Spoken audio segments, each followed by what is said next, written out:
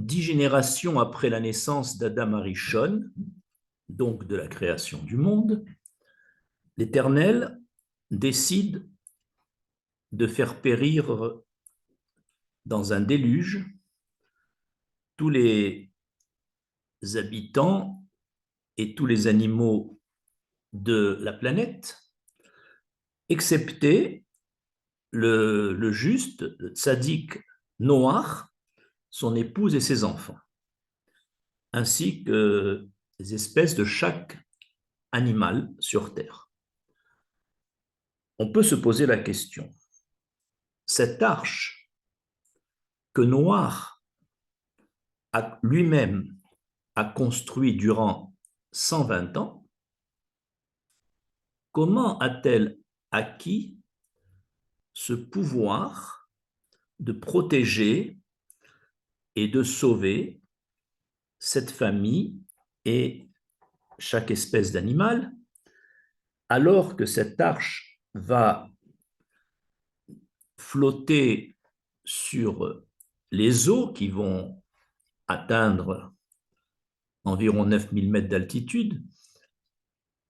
Cette arche n'a pas la solidité, n'a pas l'étanchéité pour résister à des eaux tumultueuses et bouillonnantes. Comment cette arche a-t-elle pu résister? C'est la question qu'on se pose. En fait,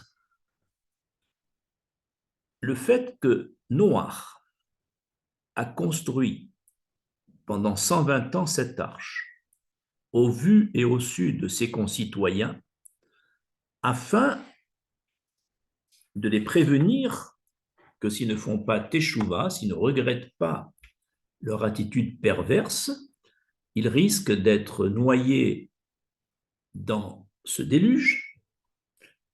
Et toutes ces tentatives de Noach pour faire teshuva à ses concitoyens a échoué.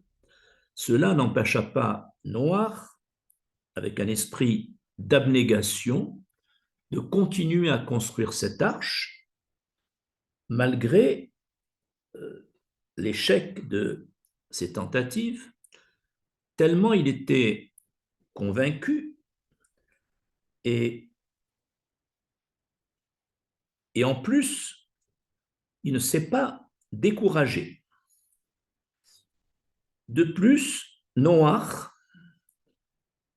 subissait les moqueries de tous ses concitoyens et certains même le menaçaient de mort en lui disant: si tu rentres dans cette arche pour te protéger et tu vas nous laisser nous noyer, nous ne te laisserons pas entrer et nous te tuerons.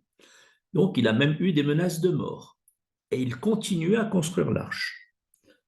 De plus, cette arche n'était pas facile à construire parce que il devait prévoir l'emplacement et le stockage de la nourriture pour un an.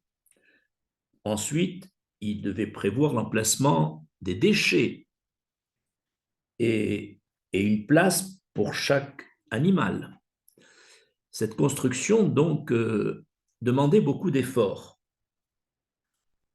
Eh bien, nos sages disent, c'est tout cet investissement de Noach, c'est-à-dire cette énergie spirituelle qu'il a déployée par tous les efforts qu'on vient de citer précédemment, auquel je dois ajouter un effort financier parce que Hachem lui a dit: car lecha, prends de tes propres deniers tous les frais attenant à cette arche. Et toute la nourriture qu'il a stockée pendant un an pour tous ses animaux et pour toute sa famille, c'est de ses propres deniers. Tout cet investissement qu'il a développé a fait qu'il a dégagé ainsi une certaine énergie d'ordre spirituel, parce que c'était suivant l'ordre d'Hachem, Et l'énergie spirituelle développée par ce juste, par ce tzaddik, n'est pas restée sans effet, comme l'énergie physique. L'énergie spirituelle a le pouvoir d'être intégrée dans cette arche. Tous les efforts qu'il a faits, cette arche les a intégrés et a acquis ainsi un pouvoir salvateur pour délivrer sa famille, lui-même et toutes les espèces animales qui étaient avec lui dans l'arche. D'ailleurs, et c'est cela qui a permis à cette arche qui avait reçu cette énergie spirituelle de la part de Noach de résister donc à ces flots turbulents et bouillonnants.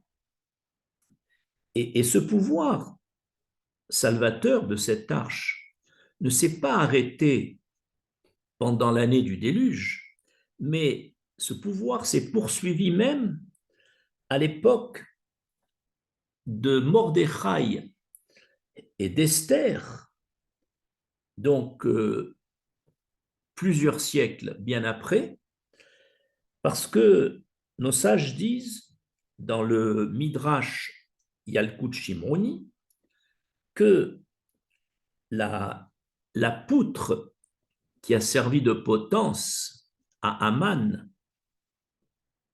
le persécuteur de l'époque, cette poutre n'est autre qu'une poutre provenant de l'arche de Noach que ce dernier avait construit. Cette poutre c'est une potence d'environ 50 amotes, c'est-à-dire environ 25 mètres. Donc on voit que même un élément de cette arche a pu sauver le peuple à cette époque par la pendaison d'Aman.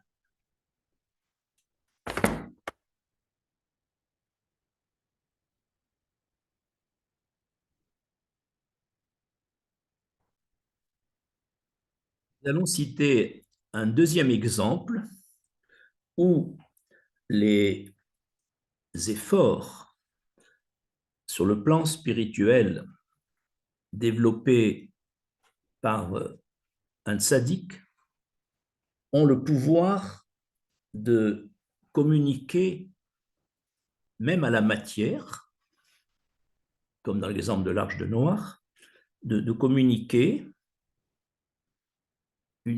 certaines propriétés. C'est le deuxième exemple, c'est à propos de Hannah.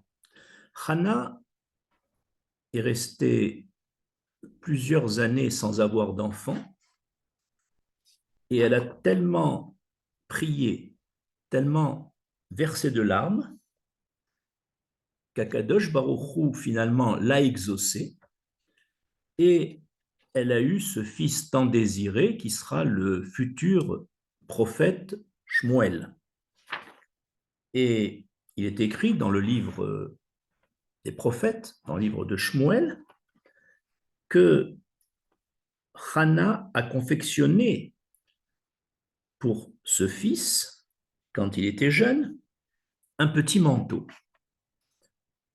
Et dans ce petit manteau, elle a exprimé, tout en le confectionnant, indirectement, elle a déversé sur ce manteau toutes les larmes et toutes les prières qu'elle avait investies pour avoir cet enfant, bien sûr, qu'elle aimait beaucoup. Et nos sages disent que le Shmuel, revêtu de ce manteau, miraculeusement, ce manteau grandissait, ce même manteau confectionné par sa maman à son jeune âge, grandissait avec lui et durant toute sa vie, Shmuel portait ce manteau. jusqu'à sa mort. La question est pourquoi? Pourquoi ce miracle? Dans le désert, on comprend le miracle où les vêtements grandissaient avec nous parce que il n'y avait pas d'habits dans le désert, donc le miracle était nécessaire. Mais ici, pourquoi ce miracle? Nos sages répondent, c'est que parce que ce manteau que Hannah avait elle-même tissé était devenu un réceptacle qui avait intégré toutes les larmes, toutes les prières pour cet enfant et tout l'amour de Hannah pour cet enfant. De sorte que le prophète Shmuel, lorsqu'il allait de ville en ville porter la parole divine, eh bien, le fait qu'il portait ce manteau imprégné de l'amour de Dieu que portait Hannah à l'Éternel, de l'amour d'Israël que portait Hannah, et donc on comprend que Shmuel ne soit jamais séparé de ce manteau afin que ce manteau l'aide, parce que ce manteau avait intégré des vertus extraordinaires de sa maman Hannah. Donc, c'est un deuxième exemple que, selon lequel tout l'investissement que peut faire une personne ou une sadéquette comme Hannah peut être intégré dans la matière comme l'investissement de Noir dans l'arche et comme l'investissement spirituel de Hannah à travers ce manteau. Nous allons donner un troisième et dernier exemple qui est cité dans le Talmud Yoma.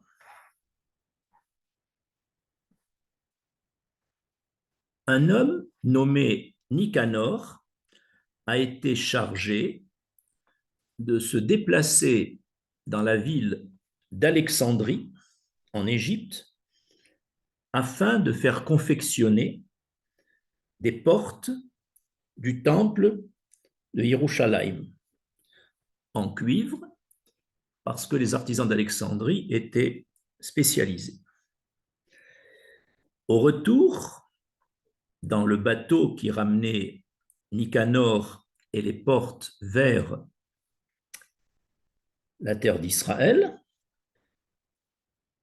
où on construisait le temple, une tempête menaça d'engloutir le bateau et les marins proposèrent, pour ne pas être engloutis, de jeter une des deux portes très lourdes dans la mer afin d'alléger le bateau et peut-être d'éviter l'engloutissement. Nicanor a accepté, vu le danger. Mais la mer continuait à être très agitée, le bateau menaçait de couler. Les marins ont proposé alors de jeter la seconde porte. Et là, Nicanor réagit, il s'agrippe à cette deuxième porte et en disant, si vous devez la jeter, jetez-moi avec elle. Aussitôt, devant cet esprit d'abnégation de Nicanor, qui pour protéger la deuxième porte était prêt à mourir, la mer se calma. Et voici donc que le bateau continua sa route vers le port de Akko.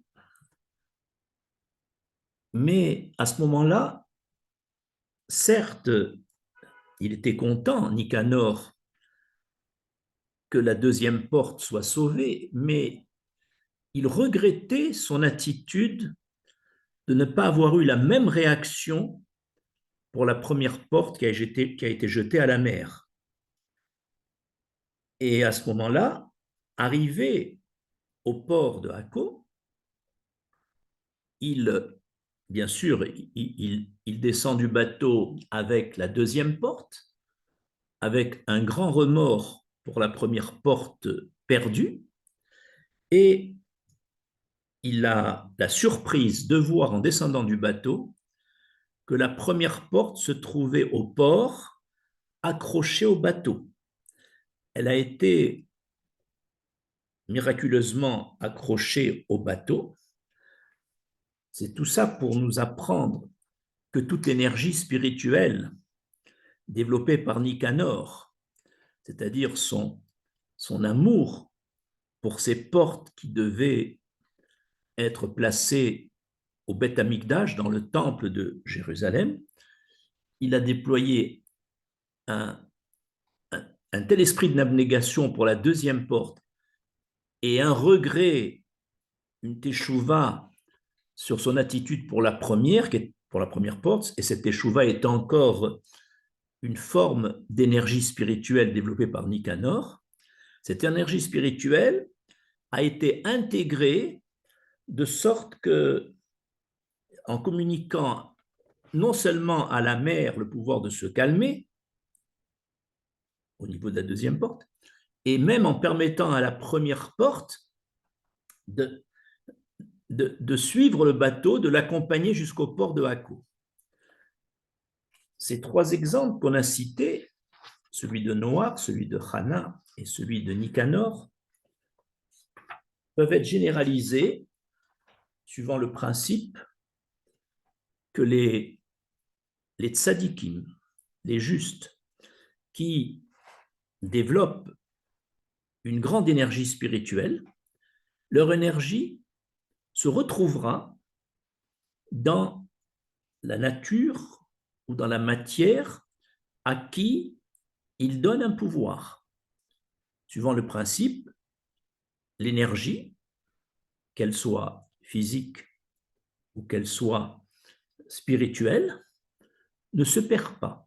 Tout effort fait par un tzaddik se retrouvera quelque part.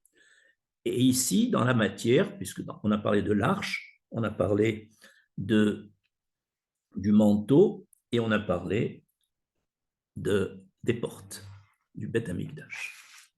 Je vous remercie.